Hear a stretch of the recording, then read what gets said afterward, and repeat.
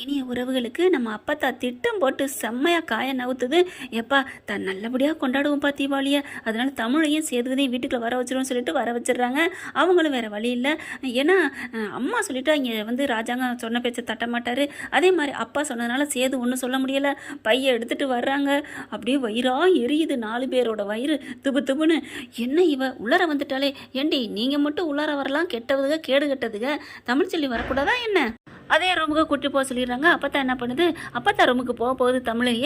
ஏன் ரூமுக்கு ஏண்டி வர்ற, அங்கே போடி ஓ ரூமில் போயிரு அப்படிங்கிறாங்க. அப்படி பார்க்குறாங்க. அடி 2 நாளைக்கு இருடி போடி அப்படின்னு சொன்னக்கையோட 2 நாள் தானே அப்புறம் பார்த்துக்குவோம் அப்படின்னு இருக்குதுங்க. அதே மாதிரி போயிடுறாங்க. இங்கே சேதுக்கு வந்து இந்த வீட்டுக்குள்ள இங்கே வந்து தமிழோட இருந்ததெல்லாம் நினப்பாக வருது.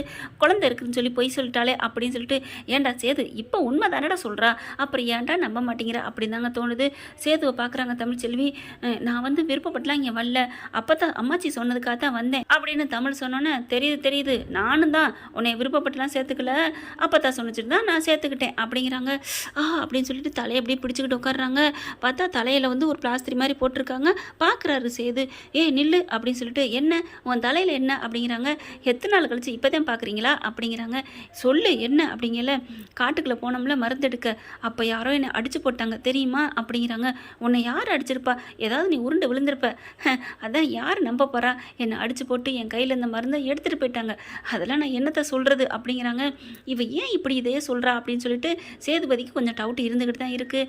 அடுத்து பார்த்தீங்கன்னா எல்லாரும் அவங்கவுங்க வேலையை பார்த்துட்டு இருக்காங்க. தீபாவளி நல்லா கொண்டாடிட்டு இருக்காங்க. அது கண்மணி என்ன பண்ணுறாங்க, தமிழ்ச்செல்விக்கு ரொம்பவே ஆதரவாக இருக்காங்க, ஃபேவராக இருக்காங்க. ஏன்னா அவங்க கல்யாணத்தை நடத்தி வச்சாங்களே நல்லபடியாக, அதனால எல்லாரோடையும் ஜாலியாக என்ஜாய் பண்ணிட்டு இருக்காங்க. அடுத்து பார்த்தா அவங்களால எந்திரிச்சு போக முடியல, வெடி வெடிச்சுட்டு அப்படியே உட்காந்துருக்காங்க. அது எந்த பக்கம் பார்த்தீங்கன்னா போஸோட ரூம் பக்கங்க. இங்கே போஸும் அதுவும் பார்த்தீங்கன்னா, என்னடா பண்ணலாம், இந்த வெடியில் ஏதாவது பண்ணி விட்ருவோமாடா, போன வருஷம் பச்சது மாதிரி பண்ணுவோமா, ஐயோ வேணாம் ஏதாவது ஆயிடுச்சுன்னா இப்போ தான் 100 ரூமுக்குள்ள வந்திருக்கிற, அதெல்லாம் வேணாம், கொஞ்ச நாள் பொறுக்கட்டும், ஆறை பார்த்துக்குவோம் அப்படிங்கிறாங்க.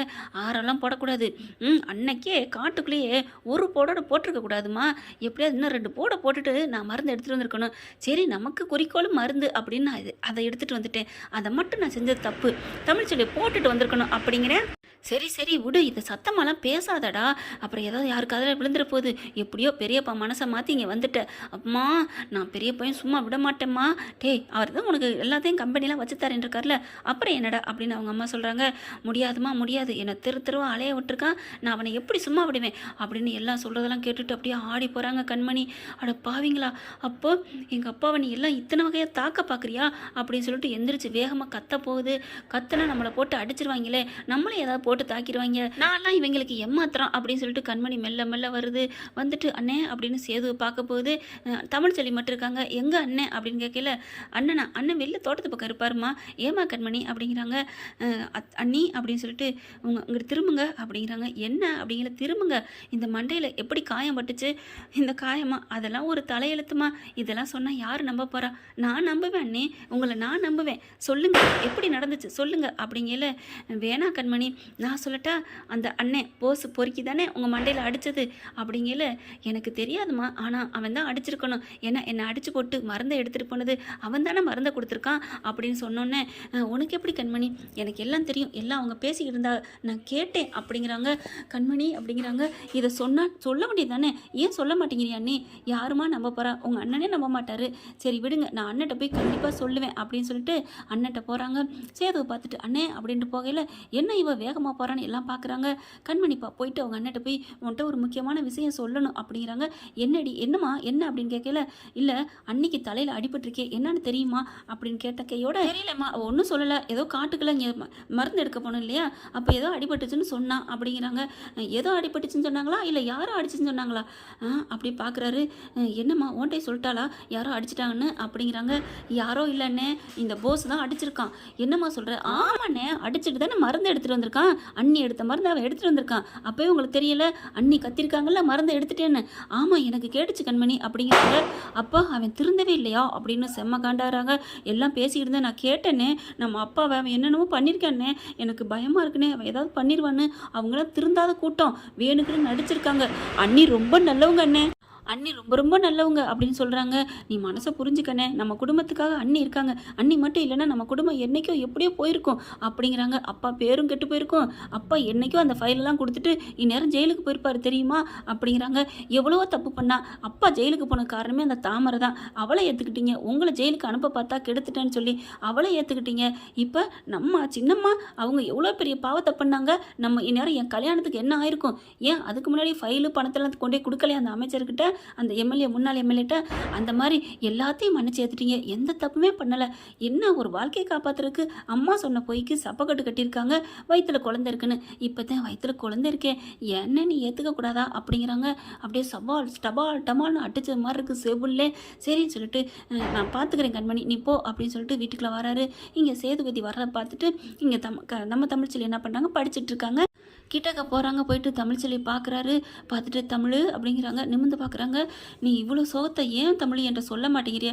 என்ன நான் சொல்கிறது? கண்மணி எல்லாம் சொன்னாலா? நான் சொன்னால் எங்கே நம்ப போகிறீங்க அப்படிங்கிற தலையை தொட்டு பார்க்குறாங்க. அப்படியே ஒரு மாதிரியாக இருக்குது. தமிழ் அப்படின்னு கட்டி பிடிச்சிக்கிறாங்க. தமிழ்ச்செல்வினால ஒன்றும் சொல்ல முடியலை. என்னை மன்னிச்சிரு தமிழ், நீ எவ்வளோ பெரிய நல்லவ, நான் தப்பு பண்ணிட்டேன் தமிழ், நீ அது ஏன் சொல்ல மாட்டேன்ட்ட, சொல்ல வேண்டியதானே அப்படிங்கிறாரு. நான் சொன்னால் யாருங்க நம்ப போகிறா? இனிமேல் நான் இருக்கேன் உனக்கு, என்ன ஆனாலும் சரி உன்னை நான் இனிமேல் விட்டு கொடுக்க மாட்டேன். அவனை இப்போவே போய் அப்படின்னு எந்திரிக்கிறாங்க. இல்லை பேசாமல் இருங்க மாமா அப்படிங்கிறாங்க. ஏன் தமிழ், இப்போ சொன்னீங்கன்னா போஸை விரட்டி விட்டுருவாங்க அப்படிங்கிறாங்க. என்னம்மா, அவன் இன்னொரு பொண்ணை கல்யாணம் பண்ணிக்க போகிறான், அதுக்காக தான் சொல்கிறேன். அவங்க இருக்கட்டும், அப்போ இன்னொரு பொண்ணை கல்யாணம் பண்ணணுமா? அப்படி சொல்லவில்லை. அவன் வீட்டை விட்டு போயிட்டா அப்போ மலரக்கா வாழ்க்கை, ஏமா அவன் போகாட்டினாலும் மலர் வாழ்க்கை பறிபோகத்தான் போகுது. இல்லை, அவனை எப்படியாவது அந்த கல்யாணத்தை தடுத்து நிறுத்தி மலரக்காவோட சேர்த்து வைங்க. நம்ம மலரக்கா நம்ம கூட எனக்கு அக்காவாக இருக்கணும். அப்படி இருக்கணும்னா போஸுக்கு பொண்டாட்டியாக இருந்தால் தான் நல்லது. அவன் தப்பு ஏதோ பண்ணிட்டான், அவனை கொஞ்சம் திருத்துறதுக்கு வழி பாருங்களேன். கூட்டி கொண்டே வச்சு தனியாக திருத்த பாருங்க. அவன் திருந்துறேன்னு சொன்னால் இந்த கல்யாணத்தை விட சொல்லுங்கள். இந்த கல்யாணத்தை விட்டுட்டு மலரை நல்லபடியாக ஏற்றுக்கிட்டா ஒன்று அப்பா கிட்ட சொல்லி கொடுக்க மாட்டேன்னு சொல்லுங்க அப்படிங்கிறாங்க. அப்படியா அப்படின்னு சொல்லிட்டு சரி நீ சொல்கிறத சரின்னு சொல்லிட்டு போஸை கூட்டிகிட்டு போயிட்டு மலர் நம்ம தமிழ்ச்செல்வி சொன்ன மாதிரியே எல்லாத்தையும் சொல்கிறாங்க. எல்லாம் உண்மை எனக்கு தெரிஞ்சு போச்சுன்னு சொல்லிட்டு உடனே போஸ் ஆடி போகிறான். ஐயையோ எல்லா விஷயமும் தெரிஞ்சு போச்சா, இப்போ என்ன பண்ணுறது அப்படின்னு சொல்லிட்டு ரொம்ப நடுங்குறா. அண்ணே அது வந்துண்ணே இங்கே பார், எல்லாமே தெரியும், நீங்கள் பேசுனது எல்லாம் எங்களுக்கு தெரிஞ்சு போச்சு. நீ அப்பாவை நீ போட்டுதல பார்த்தது, அங்கே தமிழ்ச்செல்வியை மண்டையில் போட்டது எல்லாமே ஆதாரத்தோடு இருக்குது. சும்மா ஒரு பிட்டை போடுறாரு, ஆனால் ஆதாரத்தோடு இருக்கா எப்படி அப்படின்னு நடுங்குறான். நீ இப்போ அந்த எம்எல்ஏ பொண்ணை கல்யாணம் பண்ணிக்க மாட்டேன்னு சொல்லணும். அதுக்கப்புறம் மன்னிச்சுக்கோங்க பெரியப்பான்னு காலில் விழுந்து அழுகணும். அப்போவே மலர் காலையும் விழுந்து அழுது மலரை நீ ஏற்றுக்கிட்டு தாலியை கட்டிட்டு வாழணும். அப்படி வாழ்ந்தால் உனக்கு எந்த உண்மையை நான் சொல்லாமல் வாழ வைப்பேன். உனக்கு நான் பெரிய கம்பெனி எழுதி வைக்கிறேன்டா, அங்கே இருக்கே நம்ம ஒரு சினிமா தேட்டரு, அதை உன் பேருக்கு எழுதி வைக்கிறேன்டா. அப்படியே நீ வருமானத்தை பூரா நீயே எடுத்துக்கடா. என்னன்னே சொல்கிற, நிஜமாவா? ஆமாடா. ஐயோ அதுலேயே ஒரு மாதத்துக்கு 10 லட்சத்துக்கு மேலே வருமே. சரிண்ணே அப்போ நான் மலரை ஏற்றுக்கிறேனே அப்படிங்கிறாங்க. என்னப்பா பாசத்துக்கு மதிப்பே இல்லை இந்த காலத்தில் அப்படின்னு சொல்லிட்டு வந்துடுறாரு. தட்டி கொடுத்துட்டு வீட்டுக்கு வந்ததுக்கப்புறம் அவங்க அம்மா என்ன பண்ணுது, அப்போ குழந்தை நாட்ட போகுது. ராஜாங்கத்திட்ட போயிட்டு அந்த எம்எல்ஏ பொண்ணு பார்க்க வர சொல்கிறீங்களா அப்படின்னு சொன்னால் வர சொல்கிறேம்மா அப்படின்னு சொல்லிட்டு ஃபோன் பண்ண போகிறாரு. பெரியப்பா அப்படின்னு இங்கே போஸ் சொல்ல, என்னப்பா வேணாப்பா ஃபோன் பண்ணாதீங்க. ஏன்டா அப்படின்னு அவங்க அம்மா சொல்ல, அம்மா நான் சொல்கிறத கேளுமா, எனக்கு இந்த கல்யாணம்லாம் வேண்டாமா அப்படிங்கிறாங்க. எதுக்குடா, எனக்கு என்னமோ மனசு கேட்கலம்மா, நைட்லாம் ஒரே உறுத்தலாக இருக்குமா, நான் பெரிய பாவி ஆகக்கூடாதுமா, பாவம்மா மலரு, என்ன இவன் இப்படிலாம் பேசுகிறானே அப்படின்னு ஈஸ்வரி நினைக்க, என்னடா சொல்கிற ராஜாங்க சன்னாசிலேருந்து என்னடா சொல்கிற, என்னை மன்னிச்சிருங்கப்பா அப்படின்னு காலில் விழுந்து எல்லார் காலையும் விழுகிறான். அப்படி எதிர்பார்க்காத நேரத்தில் யாருமே எதிர்பார்க்கல. மலர் காலையை பொதுக்கடின்னு விழுந்து என்னை மன்னிச்சிரு மலரு, தெரியாமல் தப்பு பண்ணிட்டேன் மலரு, எனக்கு என்னமோ உன்னை தவிர வேறு யாரும் எனக்கு ஏற்றுக்க மனசு இல்லை மலரு, நான் உன்னைத்தான் நான் கல்யாணம் பண்ணிக்குவேன் அப்படின்னு சொல்லிட்டு டக்குன்னு போயிட்டு சாமி ரூமில் இருக்கிற தாலி எடுத்துகிட்டு கட்டி விட்டுறாரு மலர் கழுத்தில். அப்படியே யாரும் ஒன்றுமே பண்ண முடியல. நீ தான் எனக்கு பொண்டாட்டி மலரு, இனிமேல் யார் என்ன சொன்னாலும் சரி, எனக்கு நீ தான் என் பொண்டாட்டி அண்ணே போதுமானே அப்படின்னு சொல்லிட்டு அண்ணன் காலில் விழுந்து வா ஆசீர்வாதம் வாங்குவோம் அப்படின்னு பட்டுன்னு செஞ்சுட்டு நீ வாமா நம்ம ரூமுக்கு அப்படின்னு கூட்டிகிட்டு போயிடறான். ஈஸ்வரியால் ஒன்றுமே சொல்ல முடியல. பின்னாடியே ஓடுது. என்னடா ஆச்சு அப்படின்னு கேட்க, ஒன்றும் இல்லைம்மா இனிமேல் நான் மனசு மாறிட்டேன் அப்படிங்கிறாங்க. ஈஸ்வரிட்ட கூட உண்மையை சொல்லக்கூடாதுன்னு சேது சொல்லிடுறாரு ஸ்ட்ரிக்டாக. இங்கே ராஜாங்கத்துக்கு ஒன்றுமே புரியலை. எப்படியோ மலர் இந்த வீட்டுக்கு மருமகளாக மறுபடியும் ஆயிட்டா, அது வரைக்கும் சந்தோஷம் அப்படிங்கிறாங்க. தமிழ் அப்படியே கையெடுத்து நன்றி சொல்கிறாங்க. நம்ம சேதுவை பார்த்துட்டு, என்ன ஃப்ரெண்ட் இப்படி போனால் சூப்பராக இருக்கும் தானே, பார்க்கலாம் என்ன நடக்க போகுதுன்னு. இந்த பதிவு உங்களுக்கு பிடிச்சிருந்துச்சுன்னா உங்கள் பொண்ணான கையில் ஒரு லைக்கை போட்டு சப்ஸ்கிரைப் பண்ணுங்க. Thank you friends.